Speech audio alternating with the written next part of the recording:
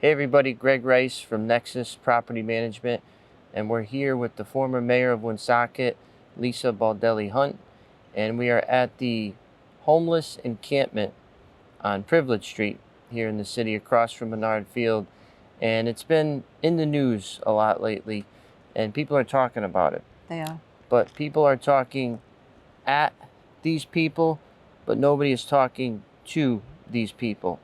So today, I and Mayor came down here to talk to these folks and see exactly what's on their mind and to let them say it for themselves and for you to see that firsthand as well. So Mayor, before we get in here today, what are your thoughts? Well, my thoughts are the same as they've been for a very long time, that every situation is different and everybody's a human being. So everybody needs to be given the opportunity to make a better life for themselves. But they need to be given that opportunity. Supplying homeless people with the goods that they need that keeps them in the cyclical fashion of remaining homeless does not solve their problem. Now, I know people will say nobody wants to be homeless. Well, I have spoken with professionals. There is a certain population of people who just do not want the help. They actually do not have addictions. They just want to live homeless. But they're generally not somewhere where you even see them or know they exist. To me, the super majority of people who are living homeless are individuals who have mental health problems or addiction problems. And they get into this situation where that lifestyle begins to take over their whole being. And they end up without job, without family. They end up living outside. They become homeless. They start interacting with others in the same situation. It becomes their way of life. They're provided for by different agencies. And my personal feeling is I think the mark is being missed, where individuals who have addictions or mental health problems, they are not going to be resolved by living in a tent somewhere. And certainly, you know, there's a lot of aspects to this. I mean, this land is owned either by the city or it's owned by the state. It's a beautiful waterway. I've been in this city my whole life, 36 years in this neighborhood. We used to come here and people used to be fishing. They'd be fishing down here, they'd be fishing off the bridge. You don't see anybody doing that anymore because it's intimidating for families to bring their kids here. Or there used to be teenagers who would be here on their own, adults on their own. So what I see is, I don't necessarily see there's a shortage of funds. I see that the funds are not being allocated completely in a fashion that is going to benefit the people who are struggling. It's a very, very rare case where someone is going to just cold turkey stop their addiction, or suddenly mentally they just feel like they're in a wonderful place. They need help. That's why we have doctors. If you have diabetes, you see a doctor. If you have heart problems, you see a cardiologist. So when you have mental health problems, you need the resources to help you get to a better place mentally.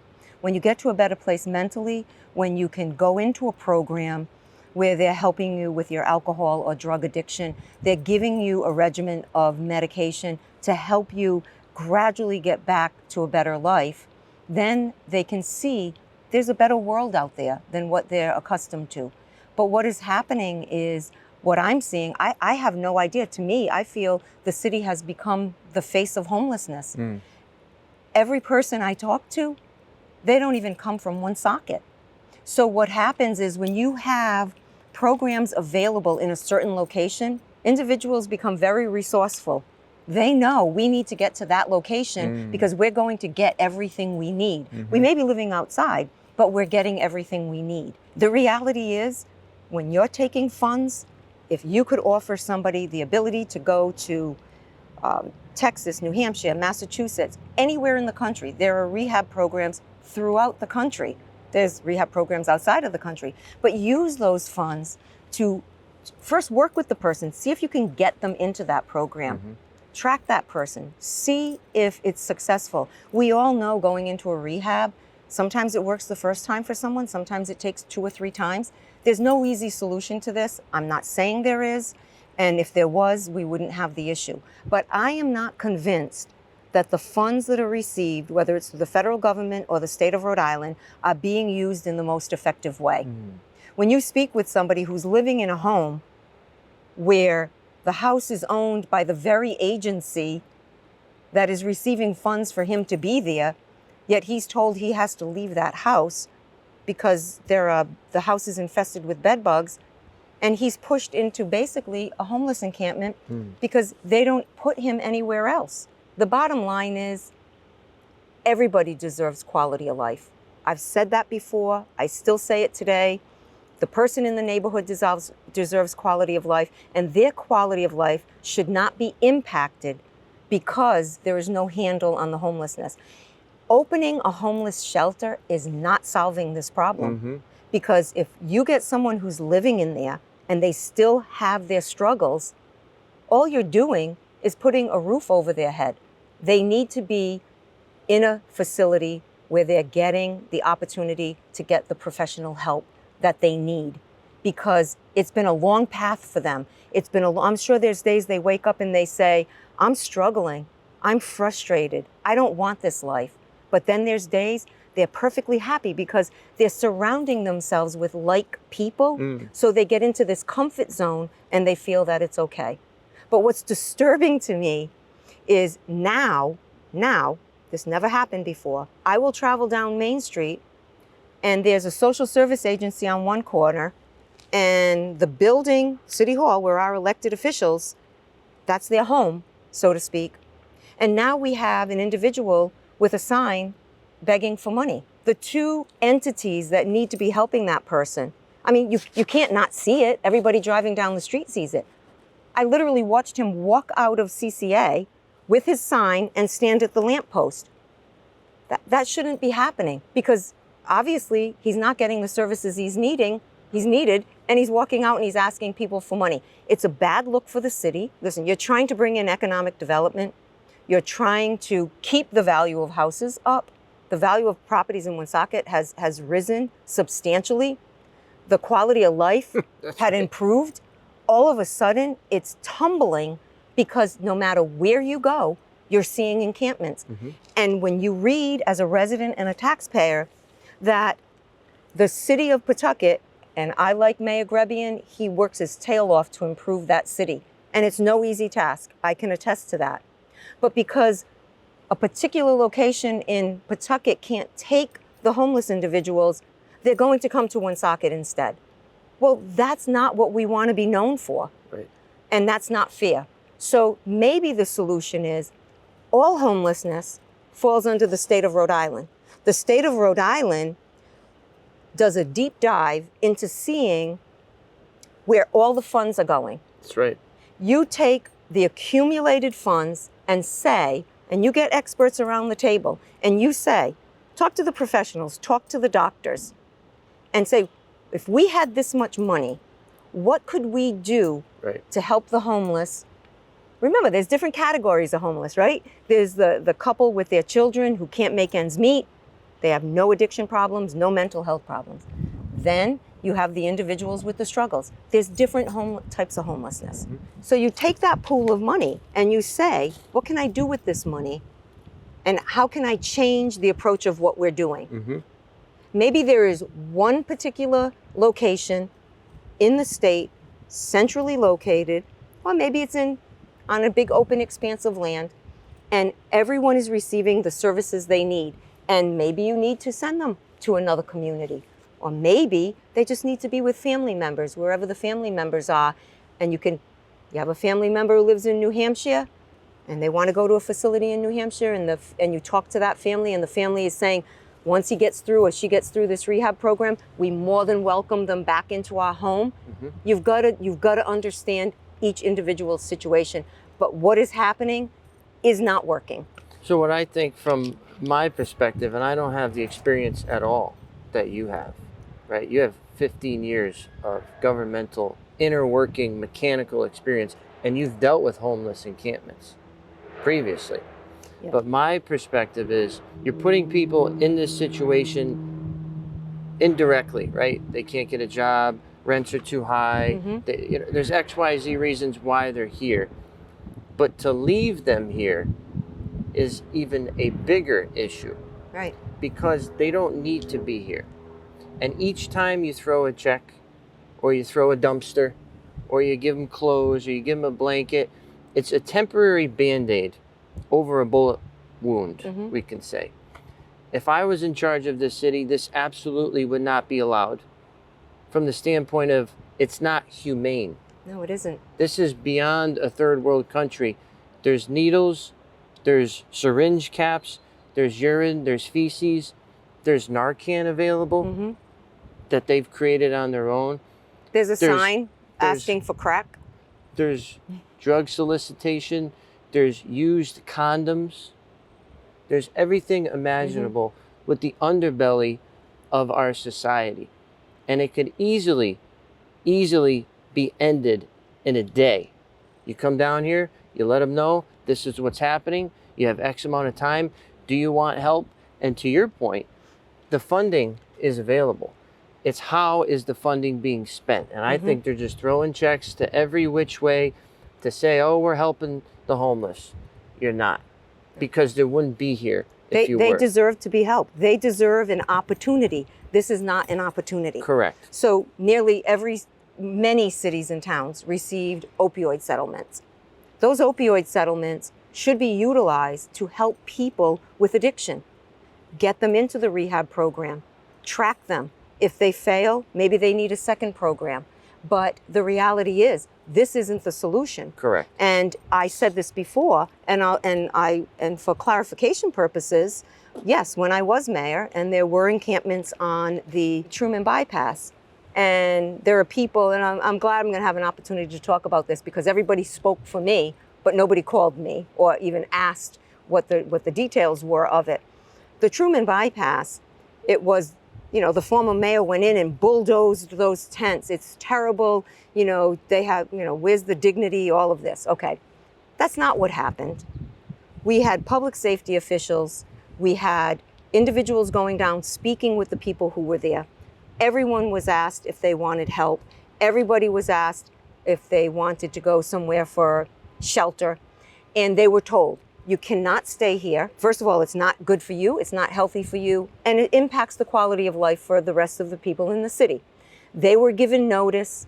Our deputy chief went there. He spoke with them on multiple occasions. He told them how many days, what span it was.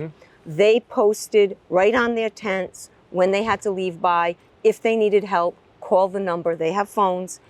And they knew that the encampments were coming down. We didn't just go in and bulldoze it, and the director of public works sent in tractors and backhoes and things like that. But what I can tell you is the public works employees were subjected to cleaning that up. And after that, I said, never again. The director said the same thing, never again. We had a poor employee trying to clear up the embankment of litter, and the poor guy slipped and fell. And when he slipped and fell, it was stepping in feces, and he had feces all over him. So, just because you're a public works employee or an employee of the city doesn't mean you should be subjected to that. Not at all. So that's what happened. In addition to that, the deputy chief at the time had secured a bed for every single person that was living on the Truman bypass. And it was at the time, it was at the Armory in Providence. He secured the beds. He went there and said, we will help you pack. We will give you transportation. Nobody accepted a bed at the Armory. And when he said to them, he said, why would you not want to go to a shelter? Why would you want to take your tent and go elsewhere? And why do you not want a shelter? There's food, it's warm, etc. And they said, no, we don't want to leave here because we get everything we want in this city. They went to the social service agencies that provided for them, and they didn't want the inconvenience. And he tried to explain to them, you can get the same services in Providence. And it wasn't like we were shuffling them to Providence. We were looking for a shelter for them. They literally chose not to go to that shelter. So we didn't just bulldoze this, you gave an opportunity. Encampment. They had multiple opportunity. So listen, it's a complex issue. There's no easy solution, but I can tell you this. Homelessness is not a crisis of needing housing. There's a shortage of housing. There's a shortage of affordable homes for people to buy and have home ownership. Mm-hmm. There's a shortage of Hi. of rent that is, you know, where people can afford to. Yeah. Hi. Yep, my name is Lisa. Who are you? I'm Stephanie. Hi, Stephanie. Hi. Nice to meet you. Yeah. I mean, I just heard a comment you said, that's all, and Sure. I just want to like answer to that. Yeah. Which one? About not wanting to go to a shelter. It's not that we don't want to go to a shelter, but shelters, a lot of them have a lot of problems, meaning people steal. Mm-hmm. You don't have your own space. You know what I mean? And when you're homeless and the shit that you got, you want to keep, you don't have much. And there's a lot of drug addicts, like you said, but me, on the hand, I'm not here because I'm a drug addict. I'm here because my house got condemned. Me and my husband. He's out of work because he needs 2 knee replacements. So I'm the only one that's working, hustling, and it's impossible. Like with the rents, they're too much money, Mm-hmm. and we ended up having to go to his daughter's in Worcester for a month because she had surgery. We came back, and it was a nightmare when it happened. Mm-hmm. And I actually had them picking up our trash. The city, I fought with the city for 2 months to come and get the trash. You know what I mean? We paid for the bags ourselves. We did everything. All we said is, can you guys please come get it? Because, you know, we didn't want rats. We wanted people just to be able to come down here and do their fishing with their kids and not have to worry about drug paraphernalia and all that fun shit. How many people live here now, would you say? I would say it's probably about 20 tents. 20 people? More than No, 20? There's more than 20 people. They just got rid of a situation this morning because there was a drug dealer here that was living down here, and they finally got rid of that problem this morning, which is Who a is big... they, or who are they? The police, you're saying, or? Yeah, there was a drug dealer down here, and he's the main reason why everything went shit down here. We're not out here to make a mess or cause problems. We just need a roof over our head. A lot of people that are down here, yes, they take advantage of the situation. They're bums. They don't care about, you know, anything. They don't keep it clean because they've never had it. A lot of them have never had it. There are a few of us that do want to keep peace and keep it right over here. Yeah. You know, and keep it clean. And we don't want a problem. We just want to keep somewhat of a roof over our head, you know? Yeah. And not get robbed every day. We'll do whatever it takes to just get a roof over our head. But we need help. We need help to get in and to get us started. Are we happy? Absolutely not. Right. But you gotta do what you gotta do. Right. To be honest with you, I don't feel safe leaving him for that amount of time, especially with his problems. He can't walk very far. And if anything ever happened, you know what I mean? And I'm not here. Do you know what I'm saying? We're in the woods. And it's scary. And the night, you know what I mean? You don't know. People are fucking crazy. Excuse my language. But people are nuts. There was gunshots out here a week ago. The drug dealer, there was another drug dealer that came by and he shot 6 rounds at this guy. He could have killed somebody. What would it take for you to be in a better place? And I don't mean a better place to bring your tents. I'm saying, what do you need to do, both of you, to get to a better place and maybe a little bit of help? Yeah, we just need a little bit of help to get into a place. And then I would have a whole month to be able to pay the rent. You know what I mean? Mm. Like right now, it's just coming up with they want first and last security at $1,500. Right. I can't come up with $4,500. Right. It's impossible. I've had it. I want out of here. I've been here longer than I wanted to be. Mm-hmm. And like I said, I've been filling out applications. The only thing is, I do have a felony on my record.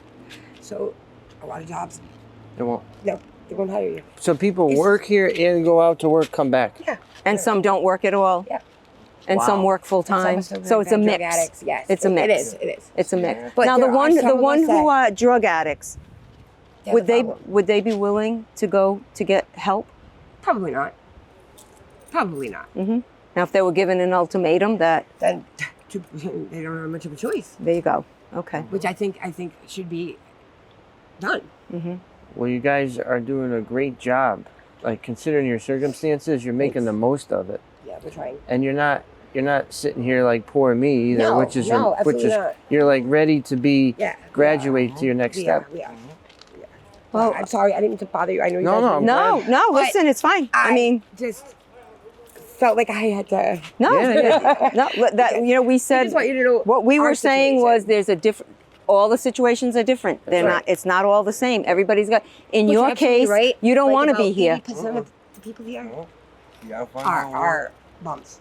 Yeah, And I'm sorry. first There's no other way to say couple it. weeks, if for one, There's been drug addicts that have come to my tent asking me for food after they just spent $300 with a drug dealer, and then you're coming and banging on my door asking me for a burger. What's the nerve? How about if you went? How about if you went together Sorry. and said, listen, we know what we want, We've been doing that. but you're not getting the help. No, we're not. But listen, right now you know what you want to do, Yes. and I would make a point to go down to the agency that you work with and just say this is where we're at. Yeah. And if you truly believe, if what you're saying is true, Yeah, and it's we have true. no reason to doubt you, then you could be the success story, and we can see you heading out of here. We do. We really want to. So. Thank you for All talking right. to us. Well, thanks so Hey, much. If you have any so much. questions or anything, Thank we're you. right here. Hey, we'll knock on the door. Absolutely. Okay. Thank you so Okay. much. Take care. That was obviously impromptu, but it's more to your point of the face of homelessness is different for each and every person, and they don't want to be here. This is not the Riviera for them. It's a crime for politicians and the nonprofits to let them stay here and to further enable more to come. You see these on the infomercials in Africa, right? They're living in these villages with all these people, and we're sending money. That's what this is turning into. It's not. This is not America. No. This is They have an disgusting. American flag flying, but this is not America. This is not America. And we have so much money flying out the doors, as we're seeing on a national level, that's wasted globally, internationally, in all capacities, when we have people right here in Woonsocket that just need first and security. And they're ready to start working again. He's a mechanic. She's a house cleaner. They're ready to work. They need that little push. And we're not their social service, social workers. Maybe the situation is a little more in depth than meets the eye, but they're still in a better place than a lot of the other people we spoke with that maybe you're not seeing on film. Correct.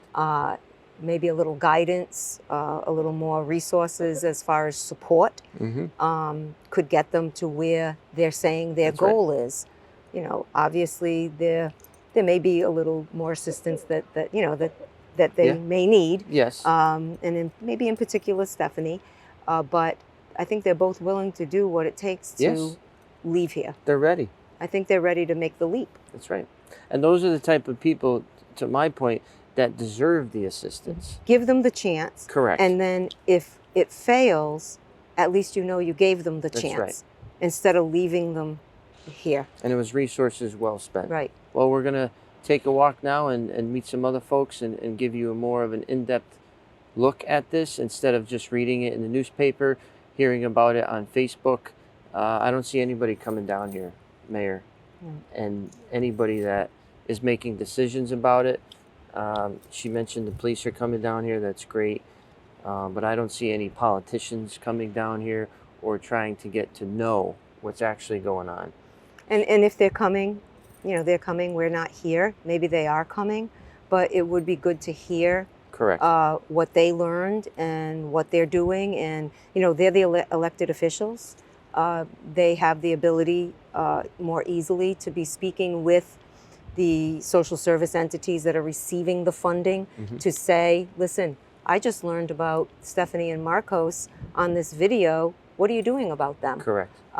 They're more likely to respond to the elected official than they are to Right. someone like you or me. Yes. So, maybe they try it with this couple. Maybe it doesn't work, but maybe it does. That's right. But if you don't try, you'll never know. That's right. So that's where we're at. All right. Well, we'll take a walk. Okie doke.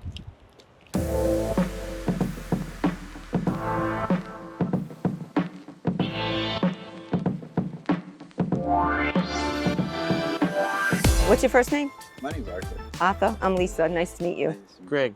Greg, nice to meet you. Greg, nice to meet you. How long have you been here? Oh, I'm only here for a couple of days because my apartment, my whole building got it had a bug, Bed bugs?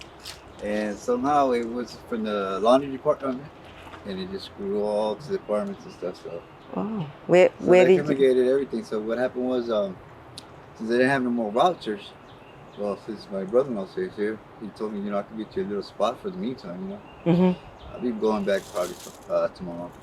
Where's your apartment? Where do you live? I live in Burnside. On Burnside Avenue. Yeah, my apartment building is owned by CCA. And it's filled with bed bugs? Yeah. So they had to have everybody Well, leave? what happened was the lady that they moved in, she was homeless for a long time, she says. So I guess all the stuff that she brought with her ended up accumulating. Right. How many units are in that house? Oh, we only got 9. 9 units, so everybody had to leave? Yeah. But they didn't give you another place to stay? Well, what happened was they have the vouchers. They don't have because they gave so many to the homeless. So like in our situation, it's emergency, but the hotels are all booked.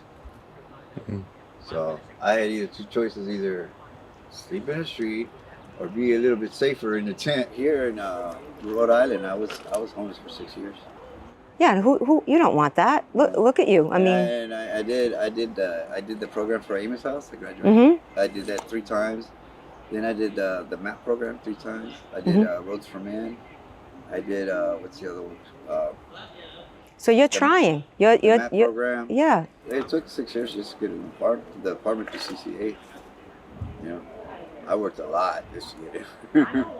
A lot of programs. Yeah. What I would really like to do is the same situation I was in, be a counselor, but bilingual. A bilingual counselor for and Megan Smith, and I'm talking to House of Hope. She was the one that was called me 2 weeks ago and was telling me, we need in Providence, we need bilingual. She says our trouble is we don't have a counselor that could speak bilingual, and we have one, but she's taking care of the East Warwick and Cranston stuff, in that section. But we need one on this side. So, yeah, I mean, give her a call, give her a shout, see what she says. Tell her, listen, I'm ready, and can you help me with housing there so I have easier transportation? Right. Or you could take public transportation there. I mean, you feel great about yourself, I'm sure. Yeah, that's another thing I was trying to get help, because I get a check, but my check, because I pay child support too. I have my check. I pay $771 and my rent is $302, so there goes my check. Right. So, but I hit the food banks and stuff like that. I don't know, but This is an issue, right? So this is the river. This is a situation where for years, the environmentalists, the state, they've been working to clean up our waters. And one of the problems with individuals, whether they're homeless or not, being on the riverbank and throwing trash, garbage, and probably, urine, feces. So there's 2 sides to this, right? There's Arthur's side, where Arthur is someone who you can see the great potential that he has. But on the flip side, and I've said this before, quality of life is deserved by everyone. So the residents who are not homeless and the residents who are homeless who need help, you've got to figure out something to accomplish this. You can't just think that allowing people to stay in tents, stay on city land, stay on state land is a resolution to homelessness. And the bottom line is, most people aren't like Arthur. Arthur has a place, but then again, he's not even given a place to go when the very agency he relies on tells him he has to vacate his unit, but then doesn't put him somewhere, according to him. So now he waits for them to clean up the bed bugs so he can go back to his apartment on Burnside Avenue. But this problem is greater than homelessness. This problem is not about people needing a house or an apartment. This is about determining who is homeless due to the fact that they do not have a job. They may have lost their job, or their hours may have gotten cut. They can't afford to make ends meet. They don't have any addiction or mental health problems. They're just strictly homeless and they need a helping hand. The homeless who have addictions, mental health problems, giving them an apartment is not solving the crisis. They need support. They need help with their addictions. They need help with their mental health problems. And leaving them living on land anywhere they so choose and thinking that it's all right for them to do that is an injustice to the people in the community and an injustice to them. So the money that's being spent to give tents and clothes and vouchers for different things, but then they're right back every night in the tent that they're staying in, it's a cyclical problem. It's not resolving the issue, and they need to be placed in rehab programs, just like Arthur said. He's 6 years sober. That is such a huge accomplishment, but yet look at where he is. He's told to leave the very apartment that he waited so long to have because it's infested with bed bugs, yet the house is owned by the agency. They're getting paid with his funds and federal or state funds, yet this man is down here cleaning up garbage that is not even his. So as you can see, homelessness is multifaceted. There's people like Arthur. There's people who, the woman is living in the car with her child, getting that child up every day and bringing that child to school. That's a different situation than Arthur's. And then there are individuals I met on a tour 2 years ago with the governor and with state officials going into encampments where, there was a ghost gun, there was somebody who was wanted, there was drug dealing happening. People didn't even feel safe in that encampment because they had an individual who was the boss of the encampment and they had to listen to that individual. You can often tell when someone is struggling and they need help, and they are not going to resolve their addictions and mental health problems by going to an agency every morning, checking in, and then coming back and living in a tent. They need to go into a program, and there are programs throughout the country. What you're spending in all this incidental is probably, on each individual, is probably more than what you're spending to send someone to a 30 or 45-day program in Texas, in New Hampshire, in Massachusetts. So it begs the question, do you want to resolve the issue one person at a time, or do you want to keep it cyclical because you still want the money flowing in and the agencies continue to go? There's a lot of people that work for social service agencies. They work hard, they do a good job, but there are also gaps in the services that they're providing. And this is a situation where I can't set up a place to live on your property, you can't set up a place to live on my property. If this is state or city property, nobody has the right to live here, to contaminate the waters. And quite frankly, it's not helping them. They need help. They don't need to be living here. We just want to know if you want to get some help. I'm all right now. What's that? Okay. Are you sure you don't want to go somewhere where you can? I'm good. You're good? Yeah, I'm good. Thank you. Do you want to talk about how you can get to a better place? No. Hi, can I ask you a question? Sure, go ahead. Hi, my name's Lisa, and I am just trying to see if there's anybody who's actually looking to go somewhere to help address like any of your crises or anything you might. You'd be the guy to ask. Spokesperson. I mean, I've been to one before, but I know that Open Doors is opening soon, supposedly.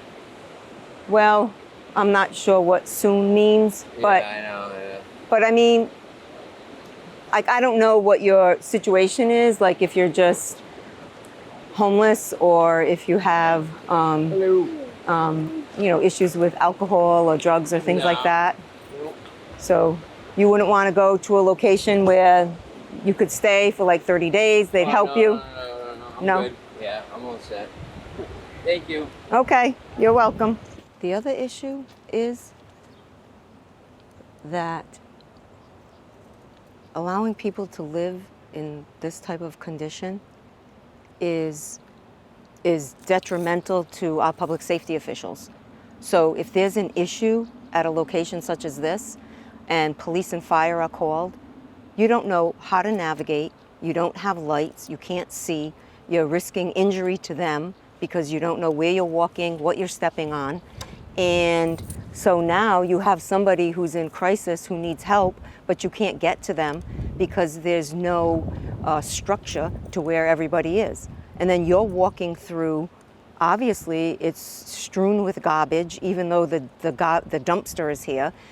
They're not using the dumpster, which again goes back to the fact that it's probably due to mental health struggles, because someone who has mental health struggles oftentimes is not concerned about what their surroundings look like, or if they have addictions, they're not concerned about what their surroundings look like because of the fact they're just trying to get through the day, or they're trying to get what they need to make them feel better to get through the day. So it all comes down and drills down to the very same thing. Being out in the elements like this, when you have addictions and mental health problems, is not going to solve your problem. Staying in that tent behind that wall, if that man or that woman is in crisis, who knows that person is there? That's why you so often hear about a homeless person passing away, and it's because they didn't have a house to live in. It's not because they don't have a house to live in. It's because the funding that the state of Rhode Island has that is given to agencies to help, and listen, let's be realistic. You can't help everybody. There are people who are going to resist, but I can't imagine that there isn't a percentage of people who are homeless who would want to welcome the fact that they could go into a location to get rehab help, to get counselors there, doctors there, nurses there, therapy, be in group session, and see that they're not the only person in this situation. There are other people out there in the same situation as them. Give them a chance. And this crosses all borders. There's no barrier, so to speak. It doesn't matter what your race is, your ethnicity, your level of wealth, what economic surroundings you're currently in. It can strike anywhere at any time. But the bottom line is, you can't just have people going to work each day and thinking, and I'm not complaining, I'm not criticizing, what I'm saying is a different approach needs to be taken, and individuals need to speak with counselors and therapists who can convince some of them that there's a better way for you, there's a better place for you, and there's hope for you, so you can be a productive citizen in one way or another. Because living in these conditions, in these circumstances, change of weather, they're never going to recover on their own. They need the funding that's being given to agencies to help them, that funding to go to different programs across the country. And if you're a cash payer, there's going to be a bed for you. And they would be cash payers because the agencies would use the funds to do that, or the opioid settlement. Every city and town, or most cities and towns, I should say, in the state of Rhode Island received funding from an opioid settlement. Instead of giving those funds to a social service agency, reserve them for the individuals who agree to go get assistance. And let's tell the story of someone who was successful and is thankful that they had the opportunity to go.